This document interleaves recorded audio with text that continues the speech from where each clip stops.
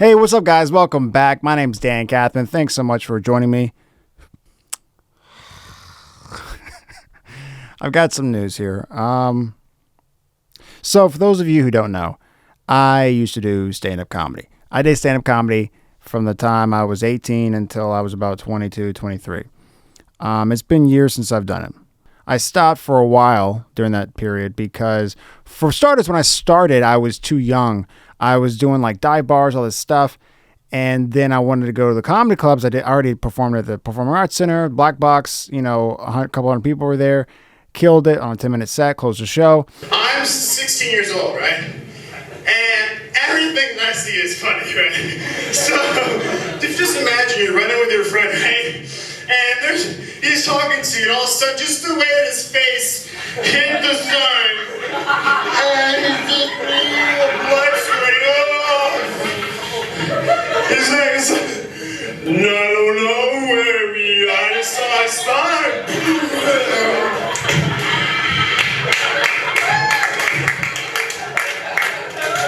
So immediately I'm like, oh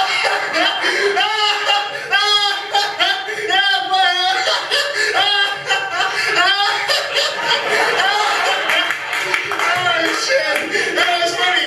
When you told it to me outside, but that was really funny. You're bleeding, man.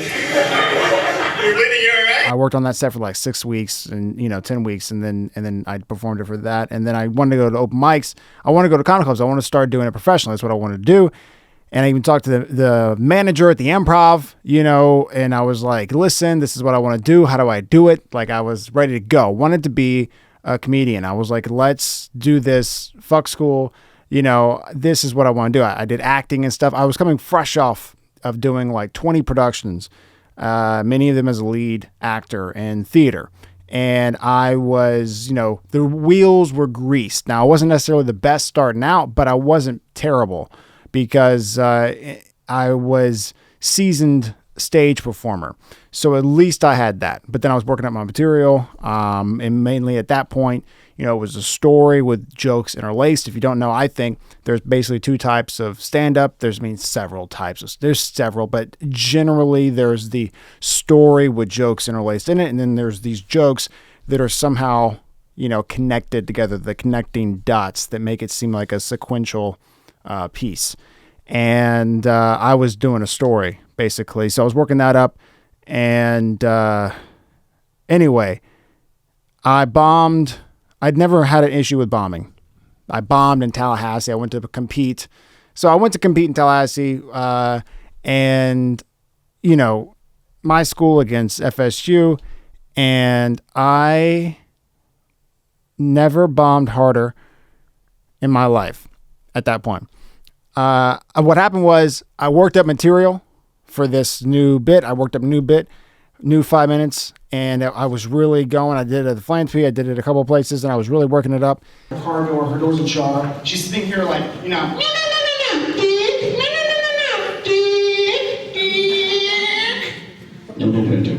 She was in the car. All right, I'll leave.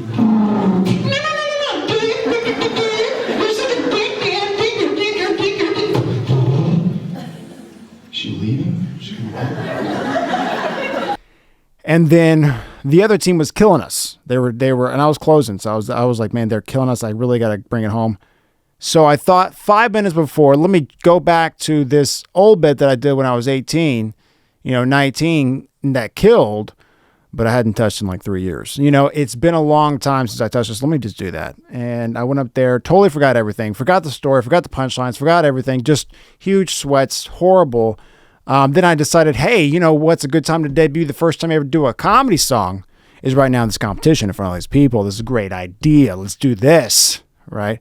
Horrible idea. Not even a great singer, but I had a funny song, I thought. Not great. I was so frazzled, I took off my jacket and got my guitar, and the girl in the front row was like, what happened to the rest of the story? And I was like, that was going nowhere, so I just stopped. And I didn't realize I still had the mic in my hand, and I was like, said it to the whole audience. Biggest laugh of the night. I hardly got any laughs. That was the biggest one. And turn off your phones. Spam. And it was a terrible experience for me mainly because I hadn't experienced defeat like that on stage. I hadn't experienced a real bombing. I experienced no one being there. I experienced the first time I did stand up. I was 18 and I was at this bar, and it was a rug, not a stage, just a rug, in a bar that was like a Tuesday night. The bar was empty. There was not a soul in the bar except one guy at the bar who had his back turned to me, didn't turn around the whole time. Didn't even, not a chuckle, not a laugh. I was just doing it for nobody. Kind of like right now. I'm doing it for nobody. And somehow I'm used to it. And my parents came. So that was nice of them. But they were the only ones. So I bombed horribly in Tallahassee. I didn't get back up on stage for 9 months. 9 months, nearly a year. How long it takes to birth a child. That's how long it took me to get back up on stage, because unfortunately at the time, my ego couldn't handle it. I say ego because that's like the really the correct term, but you're just not ready to experience that kind of failure. And to you at the time, if you've never experienced that, then it feels like complete catastrophic life-ending failure. Especially because it was a big kind of event, and I was basically the leader of our team, and I had a friend at FSU who brought her entire sorority there to watch me. It was not great. The party after was awkward. I was sad, and I didn't want to do it anymore. I was really... And so I did do it a couple times after that, but I never really got into the circuit. I was in college, and then I was out, and then I was starting a business, and I had the whole spiral down, and I stopped doing it. But it was such a part of me. Like, I remember the first time that I did it, it didn't, it'd been a long time. And then, so in that time, I got so scared to even get back up on stage. It became now a fear. It was a fear. One of the things that I love so much, it's now a fear. And it was so, I just didn't really feel like myself. And then, of course, life happens, stuff happens. I'm not going to really get into it, but I didn't like myself that much at this a particular time. I wasn't a fan of me. And despite the whole thing that everyone thinks that you got to be depressed and you got to have real issues to do stand-up comedy, I cannot do that whenever I'm feeling that way. I can't go out, entertain, and make people laugh and write jokes when I feel like shit, when I don't like myself, this self-deprecation I can do only when I feel good. When I feel bad, I can't do it. So I think that whole thinking is kind of sideways, because there are a lot of people who are depressed who aren't funny too. So it's just like, for me, it's just, I don't adopt that ideology at all. And for me personally, I can't do it. I can't. If I'm down, no. Because for me, going out to the stage, it's like Friday night. It's like just like the best. Getting that laugh, but also just writing the stuff was so great to me, and I forgot what that was like. And so for a long time, I didn't really feel like myself, I think, until recently. So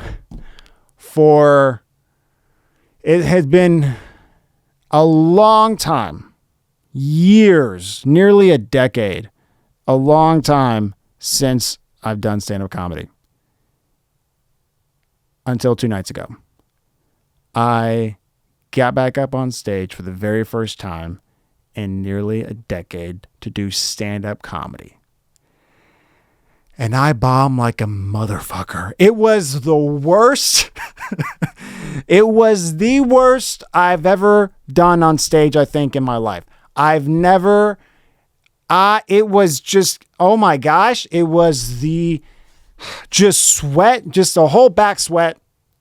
I had to wipe my ass before I went on stage. Like I didn't poop. I just had to do it because there's a lot of water down there. I got to get rid of this. I can't walk. I was nervous. I was so nervous. I had obviously new material. I mean, I couldn't do the material I did when I was 18 or 20. So like it was a just different experience in my life. So I'm like, I'm writing new stuff. Hadn't really got it fully memorized yet, but I hadn't planned on that rush that you get when you get on stage, added with nerves and you're not greased up, right? You're not ready to go. You're not stage ready. I was so out of my mind with nerves, I couldn't even think or see straight. It was just this. It was just the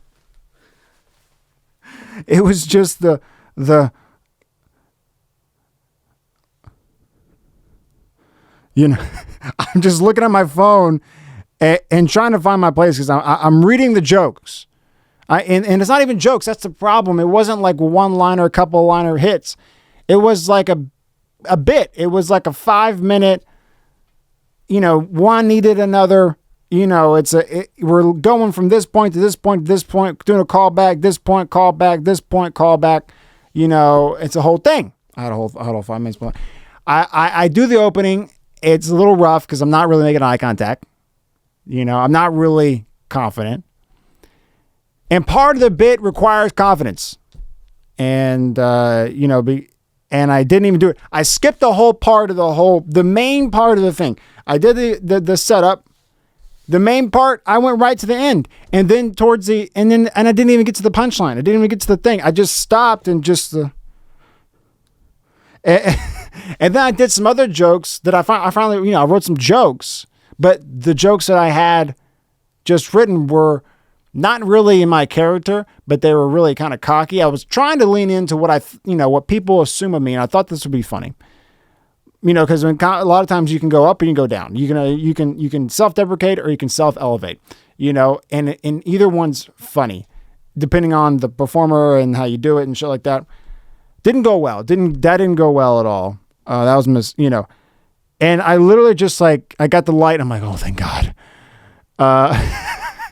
And sorry guys, it's been a long time since I've been on stage and I just want to get up here but I did that like Napoleon Dynamite, just put it back and I'm getting out of here and run out of there. Left my cup up there. The next comedian was like, someone left their cup. I'm like, that's me. I'm trying to I didn't even stay. I got outside. Nobody clapped. Okay. If you want to know how badly someone does, at least sometimes they get okay.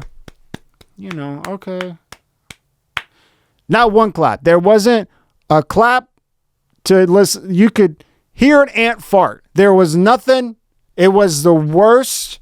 It was not good. It was not good. I got my car. I'm just taking, I said so many cuss words. Yeah. Okay. Let me be honest. I yelled so many cuss words in my car that if it was on a reality TV show, you would think it was scripted. You would think this isn't really realistic. You guys are pushing it. This would never really happen. Yeah, a lot. It just, and I cried a little in the shower. It was, it was not great, but I knew from experience that I could not let this go. I couldn't let it go past this moment.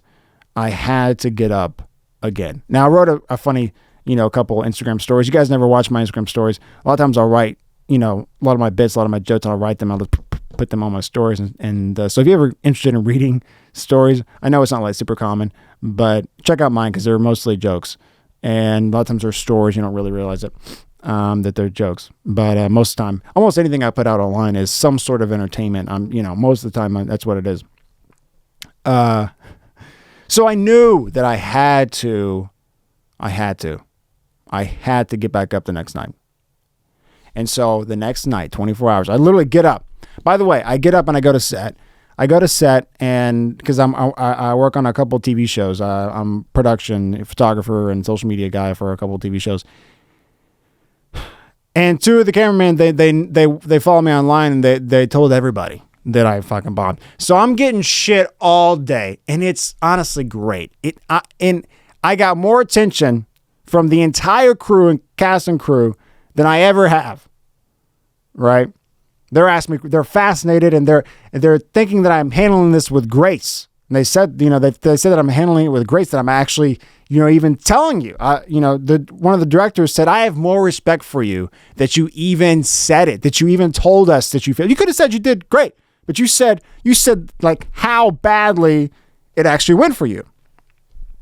And I respect that. And they were just fascinated at the story itself. They said, this is a bit. Like, I wrote a bit literally right afterwards. I put it on Facebook and my Instagram stories.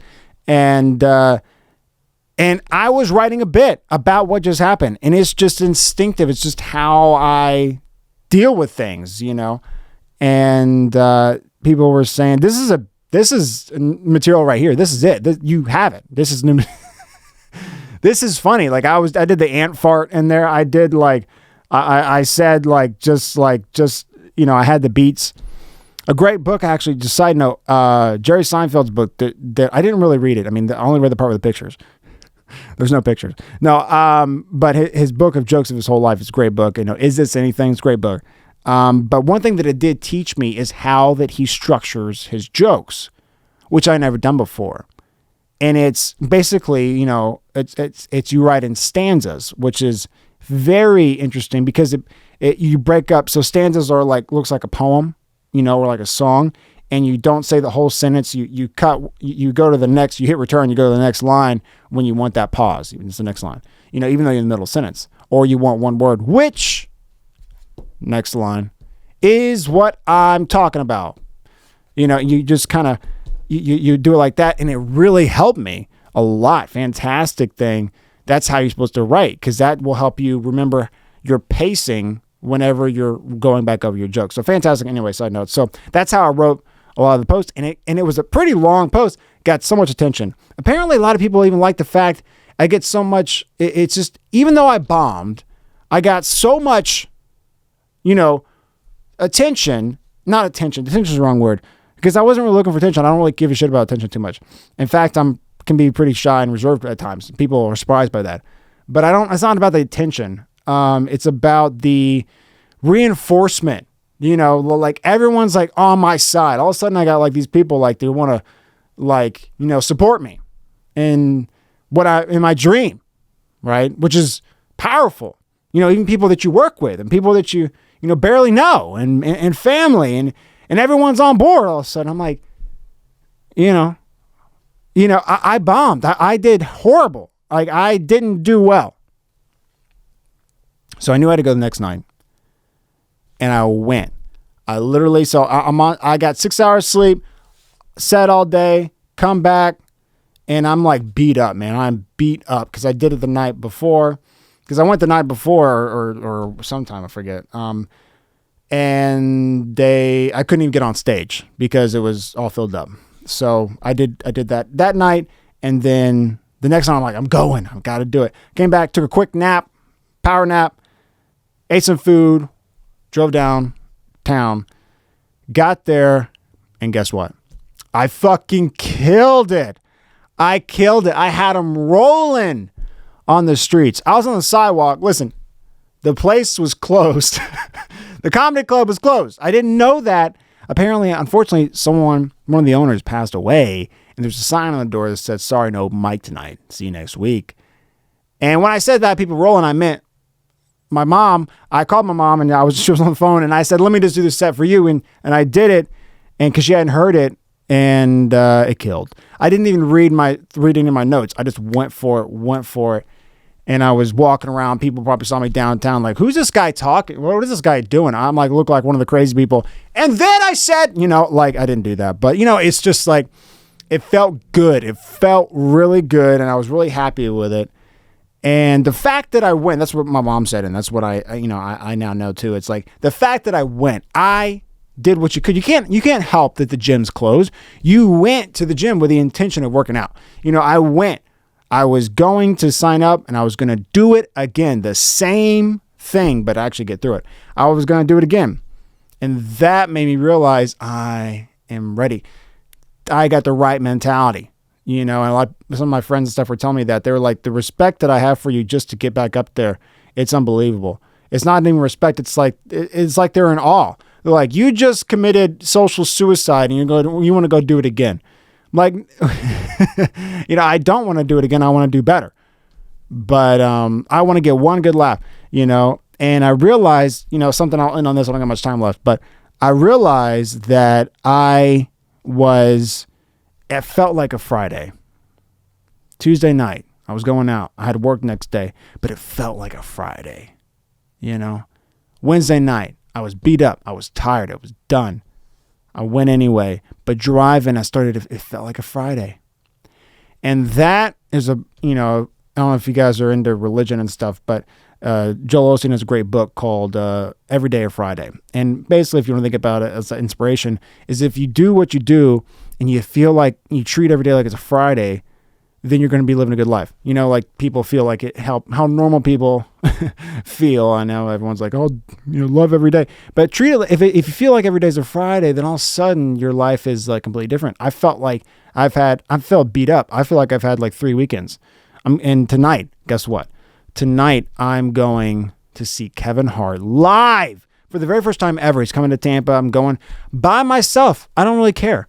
I bought tickets. Literally, floor seats are $1,000. Okay, it's Kevin Hart. It's big. I'm in the nosebleeds. I'm way in the back by myself. $170 for that thing. So I'm going tonight. Actually, in a couple hours.